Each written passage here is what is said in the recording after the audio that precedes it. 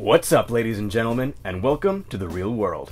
If you can't or won't be going to theaters this weekend to see Batman vs. Superman: Dawn of Justice, but still want to satisfy your Cape Crusader cravings, then you've come to the right place.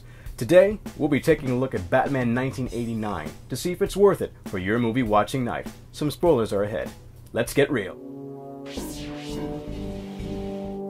Tim Burton's Batman, starring Michael Keaton as well, Batman, and Jack Nicholson as the Joker, was the character's first on-screen depiction in a more serious tone. And though still far from today's standards, it paved the way for the franchise's return to its more dark and brooding beginnings.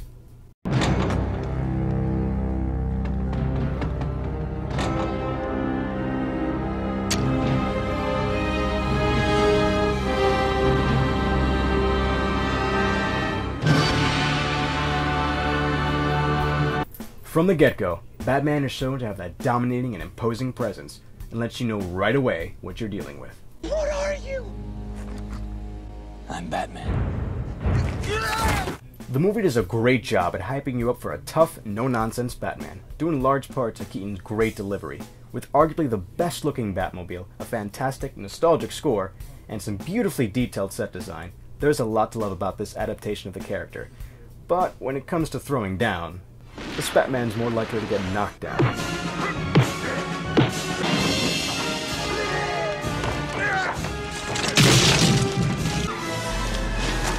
But this Batman kills a lot of people left and right, so you Frank Miller fans can enjoy that.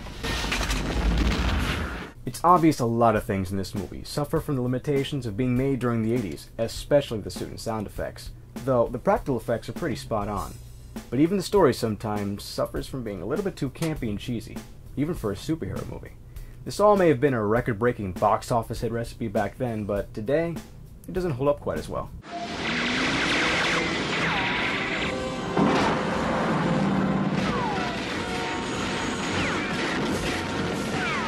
Viewing them now, especially for the first time, makes a pretty comical movie even more so than it already is.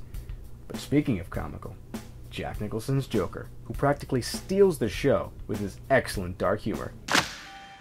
Wait till they get a load of me.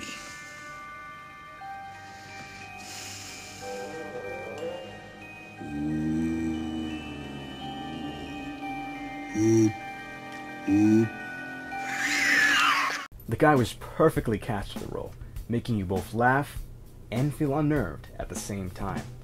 His huge on-screen presence carries the film during the slow points, delivering memorable phrases along the way.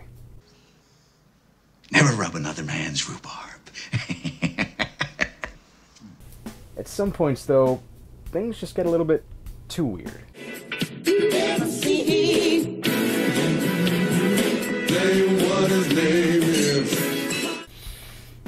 It's the 80s for you. Overall, Tim Burton's Batman hits a lot of high notes that make the film a lot of fun, but its low points can possibly kill it for you. It's really good for a nostalgic look back at how far the genre has come, though, and lets you better enjoy the badass Bat we know and love today. I personally have a love-hate relationship with this movie. A lot of things go good for it, but a lot of things kind of drag it down. But if you're fine with the 80s cheese, a little bit of a choppy plot, and well, this. Now you want to get nuts? Come on, let's get nuts. Then you'll enjoy this retro Batman movie and its sequel to tie you over until Dawn of Justice. But if you're set in the dark and gritty, then I'd try your hand at the two animated films Justice League War or Son of Batman to satisfy your Batman cravings. Both are available on Netflix as of today, and I highly recommend you watch them either way. Thanks for watching this week's Real Recommendation. For all those times when you can't go to the theaters or don't like anything playing, but just can't decide what to watch at home, the real world is here to help. If we have, remember to like and share the video, and subscribe for more movie recommendations every Friday.